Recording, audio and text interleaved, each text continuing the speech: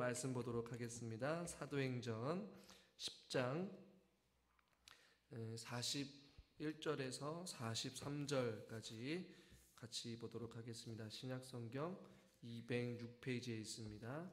사도행전 10장 41절에서 43절까지 교독하겠습니다. 모든 백성에게 하신 것이 아니요 오직 미리 택하신 증인 곧 죽은 자 가운데서 부활하신 후 그를 모시고 음식을 먹은 우리에게 하신 것이라. 우리에게 명하사 백성에게 전도하되 하나님이 살아있는 자와 죽은 자의 재판장으로 정하신 자가 곧 이 사람인 것을 증언하게 하셨고, 같이 읽죠. 그에 대하여 모든 선지자도 증언하되 그를 믿는 사람들이 다 그의 이름을 힘입어 죄사함을 받는다 하였느니라. 아멘. 지금은 길거리에서 저도 많이 돌아다니진 않지만 가끔 이제 춘천 명동 지역에 볼 일이 있어서 가다 보면 이렇게 피켓을 들고 전도를 하는 사람이 있어요. 뭐 예수, 부활 뭐 이렇게 해가지고 복음 전도하는 사람들도 있었습니다. 서울에 살았을 때 어렸을 때만 하더라도 지하철을 타다 보면 앞뒤로 띠를 두르고 혹은 피켓을 들고 전도하시는 분들이 종종 있었어요. 그분들이 외치는 말씀은 아주 복음의 핵심만 아주 간단하고도 명료하게 전하시는 분들이 계셨어요. 그 중에 여러분들 혹시 기억나는 문구가 여러분 있으십니까? 예수 천당? 그 다음에 뭐죠? 불신지요. 아주 기독교 핵심 중에 핵심. 예수 천당? 불신지요. 불신지요? 예수 천당. 이 말씀이 지금 생각해 보면 굉장히 복음 중에 복음이요 아주 중요한 말씀들을 하고 있는데, 이제는 뭐 이게 불신, 지옥이라는 이 단어가 행여나 조금 상대방으로 하여금 거부감을 느끼거나 혹은 그렇게까지 말씀을 사람들한테까지 그런 말까지 하면서 전도를 해야 되나 막 눈살을 찌푸리고, 하나님 믿는 사람들조차도 그렇게 표현하는 사람들에 대해서 그렇게 긍정적으로 바라보지 못하는 시선이 오늘날 우리가 살아가고 있는 사회의 모습이다 보니까, 이제는 예수 천당 불신 지옥이라는 좀 말보다는 이제는 뭐 하나님이 당신을 사랑하십니다, 하나님이 여러분들과 뭐 함께 하십니다, 하나님께서 여러분들과 동행하십니다, 뭐 이렇게 문구로 좀 바꿔가지고 조금은 부드럽게 현 시대에 맞게 사람들한테 다가가는 건 좀 있는 것 같아요. 그러나 분명한 것은 오늘 우리가 읽은 본문에서도 그렇고, 이 베드로가 고넬료와 그 가족들과 친척들에게 전하는 이 말씀은 화평의 복음이요 예수 그리스도의 십자가의 죽으심과 부활하심에 대해서 말씀하고 있단 말이죠. 여러분, 복음은 무엇입니까? 하나님은 당신을 사랑합니다. 이 사랑으로만 끝나는 것이 아니에요. 하나님께서는 우리를 위해 십자가에 달려 돌아가시고 부활하시고 죄인된 우리들에게 놀라운 구원의 은혜를 베풀어 주셨어요. 그러나 그것을 믿지 않는 자들은 어디에 갑니까? 불신? 지옥. 이 지옥에 간다라는 말씀이 반드시 포함된다는 얘기죠. 오늘 우리가 읽은 이 본문은 이 베드로의 설교의 거의 결론적인 부분이에요. 예수님의 생애를 이야기했죠. 나사렛 예수님께서 이 땅 가운데 선한 일을 베푸시고 마귀에게 짓눌린 자들을 고쳐주시고 화평의 복음을 전하셨어요. 그리고 그분께서 나무에 달려 십자가에 달려 돌아가셨지만 하나님께서 사흘 만에 예수님께서 살려주셨다라는 그 말씀이었고, 그 부활하신 예수 그리스도를 증인으로서 하나님의 사람들을 불러주셨다. 그것도 저와 여러분들도 창세전에 미리 선택받은 하나님의 사람들로서 부활의 산 증인으로 살아가야 됩니다 라고 말씀을 드렸어요. 그래서 오늘 우리가 읽은 이 결론의 베드로의 설교에서 증인된 우리들이 무엇을 증언해야 되느냐, 그 증언의 내용들을 두 가지를 말씀드리고 있거든요. 우리 42절 말씀을 같이 한번 본문을 통해서 읽어보겠습니다. 우리에게 명하사 백성에게 전도하되 하나님이 살아있는 자와 죽은 자의 재판장으로 정하신 자가 곧 이 사람인 것을 증언하게 하셨고, 이 사람은 여러분 누구입니까? 나사렛 예수. 그런데 우리에게 명하사 백성에게 전도하다, 좀 증언하다, 증인으로 살아가는데 무엇을 전도하고 무엇을 증언해야 하느냐? 하나님이 살아있는 자와 죽은 자의 무엇으로 삼으셨다라고 말씀하고 있어요? 재판장으로 삼으셨다라고 말씀하고, 이것을 우리가 증언해야 된다는 것이죠. 여러분, 예수님께서는 이 땅 가운데 심판자로, 재판장으로 오셨다라는 사실을 우리는 전도해야 된다는 것이, 증언해야 된다는 것이. 디모데후서 4장 1절에 이런 말씀이 있습니다. 우리 같이 한번 읽어보겠습니다. 하나님 앞과 살아있는 자와 죽은 자를 심판하실 그리스도 예수 앞에서 그가 나타나실 것과 그의 나라를 두고 엄히 명하노니. 그러니까 살아있는 자와 죽은 자를 심판하실 누구라고 표현하고 있어요? 그리스도 예수. 그러니까 주님이 이 땅 가운데 오신 이유는 바로 살아있는 자와 죽은 자를 심판하러 오셨다는 것이에요. 예수 천국, 불신 지옥. 예수님을 믿는 자는 천국에 갈 것이고, 예수님을 믿지 않는 자는 심판에 이르게 되어서 지옥에 갈 것이다 라는 것을 증언하라는 것이죠. 우리는 반드시 기억해야 됩니다. 예수님께서 이 땅 가운데 심판자, 재판장으로 오셨다라는 것이죠. 그런데 또 하나 증언할 것이 있는데요. 43절의 말씀입니다. 같이 한번 읽어보겠습니다. 본문입니다. 그에 대하여 선지자도 증언하되 그를 믿는 사람들이 다 그의 이름을 힘입어 제사함을 받는다 하였느니라. 네, 아멘. 무엇을 또 전하는 거냐면 그의 이름을 힘입어 죄사함을 받는다라는 것을 증언해야 된다는 것이. 앞에 있는 재판장으로, 심판장으로 오셨다는 것은 예수님의 심판을 의미하는 것이고, 죄사함을 받는다라는 것은 은혜, 복음을 이야기하는 것이죠. 그러니까 즉 예수, 천국, 불신, 지옥이 한마디로 말하면 그 내용을 말씀하는 것이죠. 마가복음 2장 10절에 이렇게 말씀하고 있습니다. 한번 같이 읽죠. 그러나 인자가 땅에서 죄를 사하는 권세가 있는 줄 너희로 알게 하려 하노라 하시고 중풍병자에게 말씀하시되, 죄를 사하는 권세, 죄를 사할 수 있는 권세가 바로 예수님한테 있다라고 성경에서는 말씀하고 있어요. 베드로의 설교의 결론은 무엇이냐면 우리 모두 다가 심판대에 설 것이에요. 살아있을 때 혹은 모든 사람들이 한번 정해진 것은 죽는 것인데, 그 죽음 이후에 하나님의 심판대에 설 것인데, 예수 믿는 자들은 하나님의 죄사함의 은혜를 받게 되는 것이요, 예수를 믿지 않은 자들에게는 심판자로서 하나님의 심판을 받고 지옥에 간다라는 것을 오늘 지금 베드로는 설교하고 있는 것이에요. 그런데 42절과 43절에서 예수님의 역할이 여러분 지금 몇 가지로 나오고 있습니까? 예수님이 하실 수 있는 권한이 지금 두 가지가 있어요. 최후의 심판을 담당하실 그 재판장이신 동시에 인간에게 죄사함을 주는 구원자로서 예수님께서 지금 서신단 말이에요. 어떻게 재판장이신 동시에 죄사함을 줄 수 있는 구원자로 설 수 있냐라는 것이에요. 여러분 어떻게 생각하십니까? 재판장이신데 동시에 죄사함을 주는 구원자로서 우리 앞에 서셨단 말이에요. 그리고 저와 여러분은 그것을 증언해야 돼요. 이것이 어떻게 가능하냐? 여러분, 하나님의 법은 죄에 대한 삭슨, 여러분 무엇이라고 지난 시간에 말씀드렸죠? 주일날 죄에 대해 삭슨 사망이에요. 죄에 대한 결과는 무조건 다 죽을 수밖에 없어요. 근데 그 사망, 그 죽음을 누가 대신해서 죽으셨습니까? 예수 그리스도께서 다 지불하셨어요. 좀 오늘날 여러분 속 좀 표현하기 쉬운 표현으로 완부를 하셨어요. 더 이상 갚을 것이 없어요.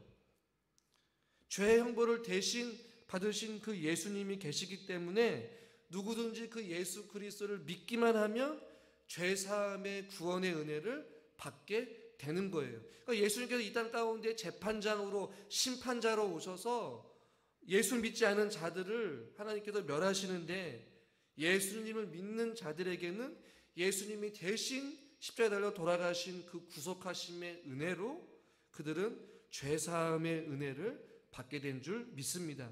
지금 그것을 베드로가 42절과 43절에서 말씀하고 있는 것이에요. 우리는 전도할 것입니다. 하나님이 살아있는 자와 42절에 죽은 자의 재판장으로 정하신 그 심판자가 바로 그 사람, 그 예수 그리스도인 것을 증언할 것이고, 이 모든 선지자도 증언하지만 그 믿는 사람들이 다 그의 이름을 힘입어, 예수 그리스도의 이름을 힘입어 죄사함의 은혜를 받는다. 결론은 뭐예요? 예수 그리스도를 믿으라라는 것이에요. 할렐루야. 그런데 오늘 여기서 말하는 죄사함을 받는다라고 할 때 이 사함이라는 단어가 해방된다라는 의미를 가지고 있어요. 즉 사망과 죽음의 형벌로부터 완전히 자유함을 누리고 해방된다라는 의미를 가지고 있어요. 주님께서는 이 땅 가운데 재판장이신 동시에 심판자이신 동시에 제사함을 주시는 구원자로 이 땅 가운데 오신 줄 믿으시길 바랍니다. 예수 천국, 불신 지옥인 것이에요. 이 지옥이 누가 보냅니까? 예수님을 믿지 않은 자들. 천국을 들여보내고 지옥을 보낼 수 있는 그 권한을, 그 권세, 그 권능을 가지고 있는 분이 여러분 누구라는 것이에요? 예수 그리스도. 예수 믿는 자들은 천국에 가고 믿지 않는 자들은 지옥에 간다? 그 예수 그리스도의 구속하심의 은혜, 죄사함의 은혜로 하나님께 천국에 들어갈 수 있는 길이 우리에게 열렸다라는 것이죠. 이것은 우리에게 믿는 자와 믿지 않는 자에게 적용해 볼 수 있어요. 여러분, 그렇다면 예수 그리스도를 믿지 않는 자들에게는 예수님이 어떤 분으로 받아들여질 수 있을까요? 심판자, 무서운 분. 하나님 앞에 섰을 때 나는 너를 모른다, 땅땅땅 하고 그냥 지옥행이 되는 거예요. 그러나 주님을 믿는 저와 여러분들에게는 죄사함의 은혜로 예수님이 어떠한 존재로 받아들여지는 것이에요? 구원자로 받아들이는 것이에요. 할렐루야. 요한복음 3장 17절과 18절에 요한은 이렇게 표현하고 있습니다. 같이 한번 교독하겠습니다. 제가 17절 읽겠습니다. 하나님이 그 아들을 세상에 보내신 것은 세상을 심판하려 하심이 아니요 그로 말미암아 세상이 구원을 받게 하려 하심이라.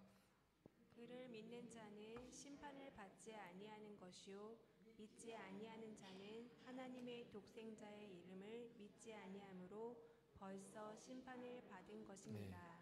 아멘. 여러분 이해가 되셔요? 그러니까 예수 그리스도께서 이 땅 가운데 오신 것은 물론 주님께서 하나님께서 심판절세, 재판절세 권세를 주셨어요. 그러나 이 땅 가운데 오신 이유는 실질적으로 하나님께서 선택하신 그 백성들을 사랑하시기 때문에 독생자 예수 그리스도를 보내주셨고 구원을 받기 위하여서 죄사함의 은혜, 죄로부터의 해방을 누리기 위하여서 이 땅 가운데 오셨는데 그를 믿는 자는 심판을 받지 아니할 것이지만 독생자의 이름을 믿지 않는 자들은 결국에는 심판을 받게 될 것이다라는 것이. 여러분들에게 질문을 하겠습니다. 여러분 주님을 재판장으로 맞으실 것입니까? 아니면 죄사함의 구원자로 주님을 맞으시겠습니까? 전자예요, 후자예요? 심판자로 쓰면 우리는 답이 없어요. 제가 말씀드렸잖아요. 예수 천국, 불신 지옥. 우리 권사님 웃으시는데 너무나도 당연한 말이지만 오늘 이 본문에서 지금 그것을 말씀하고 있고 이것이 화평의 복음의 핵심인 것이에요. 고넬료 가족들과 그의 모든 주변에 있는 말씀을 듣는 사람들에게 예수님은 재판장으로 오셨지만 죄사함의 은혜를 주신 구원자이시다. 너희는 선택해야 된다. 예수님을 믿어야지만이 너희들은 죄사함의 은혜를 받을 수 있다라는 것이죠. 저와 여러분들도 주님 오실 그날에 주님을 재판장으로 받아들이는 것이 아니라 우리의 구원자로, 우리의 구세주로 주님을 맞이할 수 있기를 주님의 이름으로 축원합니다. 주님, 내가 나중에 죽기 전에 주님 앞에 다 회개하고 한 번에 그냥 주님 믿겠습니다. 이것이 아니죠.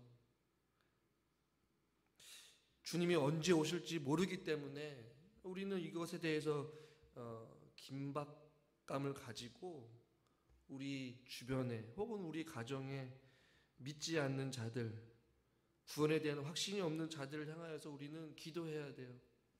가족 구성원들이 혹은 친척이 우리 이웃이 주님을 맞이할 때 심판자로, 재판장으로 맞지 아니하도록 모두 다가 단 한 사람도 예외 없이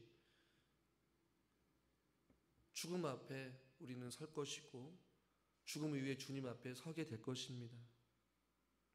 재판장으로서가 아닌 죄사함의 구원자로서 저와 여러분들이 주님을 맞을 준비를 할 수 있기를 주님의 이름으로 축원합니다. 두렵고 떨림으로 우리의 구원을 이루어 가라라고 말씀하잖아요.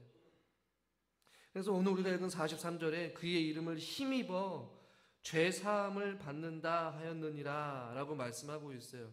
이 죄사함을 얻는다라는 것은 예수 천국 백성 되는 것을 의미하고 하나님의 자녀가 되는 것을 의미하는 것입니다.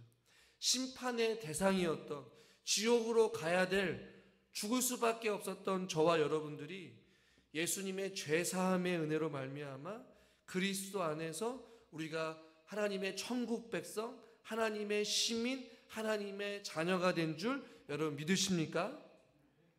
그런데 여러분 잘 기억할 것은 하나님의 자녀가 된다는 것은 이 두 가지가 성립이 돼야 돼요. 어떤 관계가 성립돼야 되냐? 첫 번째는 혈연 관계가 성립돼야 됩니다. 여러분 부모와 자식들 간에도 이 피로 섞게 되지 않겠어요? 부모의 피를 타고 나야지만이 자녀가 되는 것이고 부모가 되는 것이잖아요. 또 다른 것 하나는 이 혈연 관계로는 부족해요. 아버지가 자식을 부정하거나 외면할 수 있기 때문에. 두 번째는 이 법적인 관계가 성립이 돼야 돼요. 법적으로 자식을 인정받지 못하면 가장 중요한 아버지의 상속자가 될 수가 없는 것이에요. 그 때문에 이 혈연 관계와 법적 관계가 모두 다 성립되는 것이 자녀가 되는 조건이란 말이에요. 이 성경에서 저와 여러분들을 하나님의 자녀라고 표현하고 있고 혹은 하나님의 아들이라고 이렇게 표현하기도 합니다. 그래서 이 모든 것이 성립되는 구절들이 있는데요. 요한복음 1장 12절 우리 잘 아는 말씀입니다. 같이 한번 읽겠습니다. 영접하는 자 곧 그 이름을 자녀가 되는 권세를 주셨으니, 여기서 말하는 하나님의 자녀라고 할 때 이 자녀가 특별히 혈연 관계를 강조하는 단어예요. 주님을 영접하는 자는, 그 이름을 믿는 자들에게는 죄사함의 은혜로 우리의 삶이 이제는 입양되어서 하나님의 자녀가 되는, 이것이 무엇입니까? 우리가 아담의 더러운 피를 이어받은 우리들이지만 본질적으로 혈연 관계를 맺을 수 없는 하나님과의 우리의 사이였지만 누구를 통하여서? 예수 그리스도를 통하여서. 베드로의 설교를 빌리자면 나무에 달려 돌아가신 예수 그리스도, 하나님께서 사흘 만에 다시 살리신 예수 그리스도의 거룩한 보혈의 공로를 의지하며 저와 여러분들이 하나님의 자녀가 된 줄 믿으시길 바랍니다. 주님의 보혈로, 이 피로 혈연관계를 우리가 맺게 되었다라는 것이죠. 그래서 요한복음 1장 그 12절의 말씀이 하나님의 자녀가 됐다라는 이 혈연적인 관계를 맺게 되었다라는 것이고, 이 바울은 갈라디아서 3장 26절에도 이렇게 말씀하고 있어요. 같이 한번 읽어보겠습니다.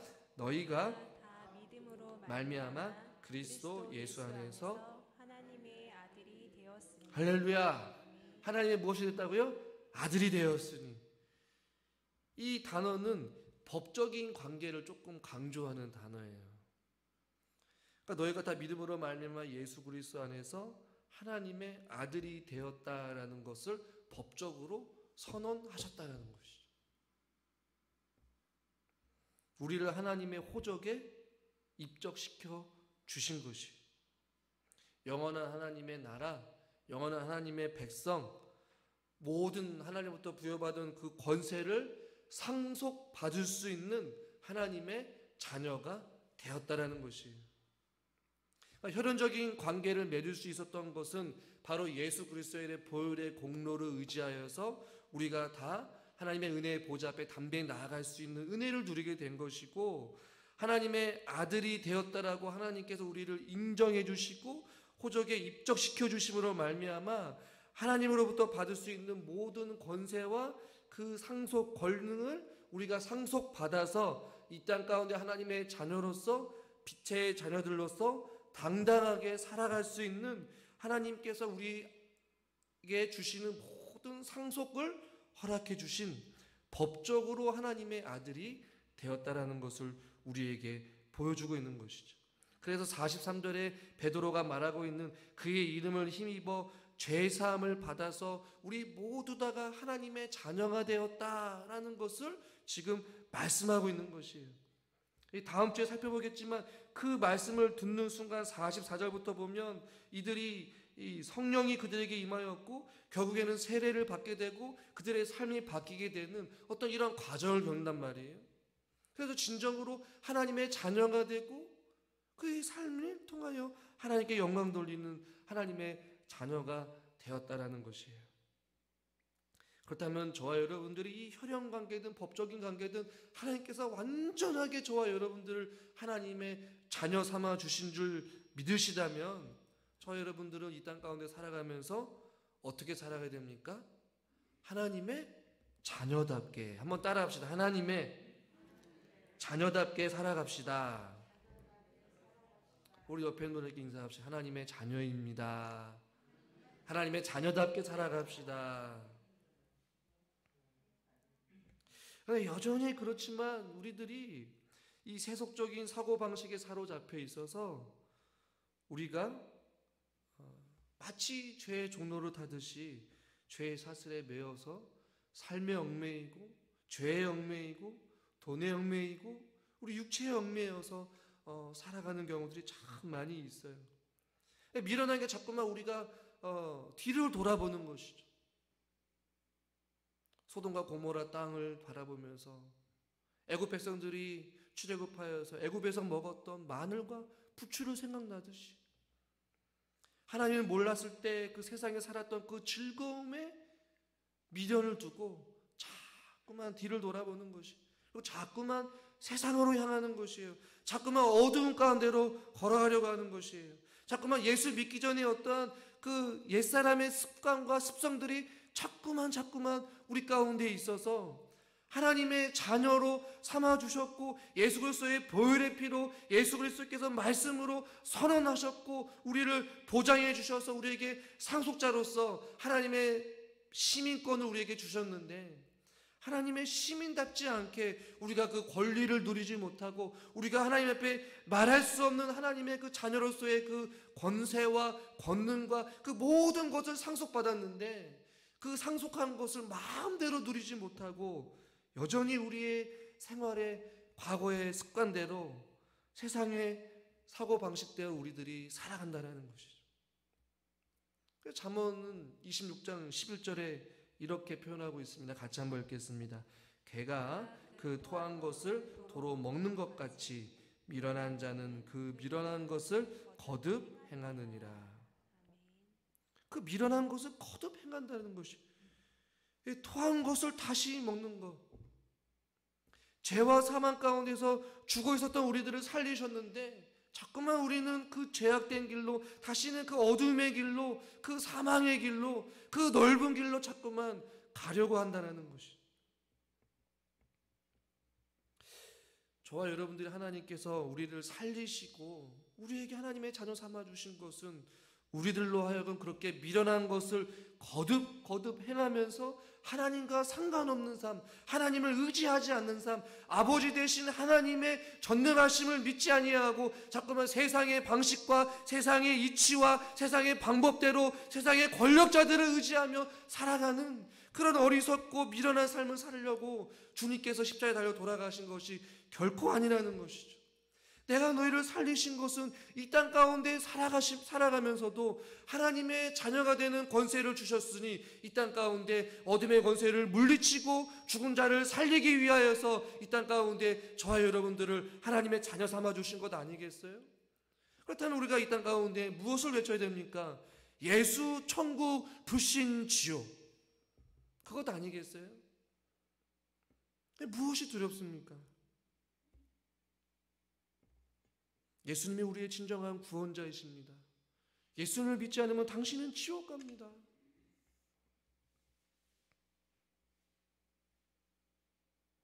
(41절) (42절) 계속해서 말씀하고 있잖아요. 증인이다. (42절) 전도하되, 이렇게 말씀하고 있잖아요. (43절) 증언하되, 41절, 42절, 43절에서 계속해서 말씀하고 있어요. 증언하는 거예요. 증인된 삶을 살아가는 것이 저와 여러분이 하나님의 자녀이기 때문에 아버지를 자랑하는 것이죠. 자식이 아버지를 부끄러워하면 그게 무슨 자식이겠어요? 사랑하는 우리 부충전교회 성도 여러분, 저와 여러분 모두 다가 이 어둠을 밝게 비추는 하나님의 자녀로서 살아갈 수 있기를 주님의 이름으로 축원합니다. 하나님께서 저와 여러분들에게 모든 것을 내어주셨잖아요. 사랑하는 독생자 예수 그리스도를. 하물며 우리가 구하는 우리 인간사에 필요한 것들 하나님께서 다 채워주지 않으시겠습니까? 염려하거나 두려워하지 마시고 하나님께서 우리에게 주신 것 의지하고 신뢰하며 우리들이 그 사랑으로 인하여서 하나님께 영광 돌리고 증인된 삶을 살아갈 수 있는 저와 여러분 모두가 될 수 있기를 주님의 이름으로 축원합니다. 우리가 이 시간 찬송가 304장 같이 찬양 드리기를 원합니다. 말씀을 준비하면서 이 찬양이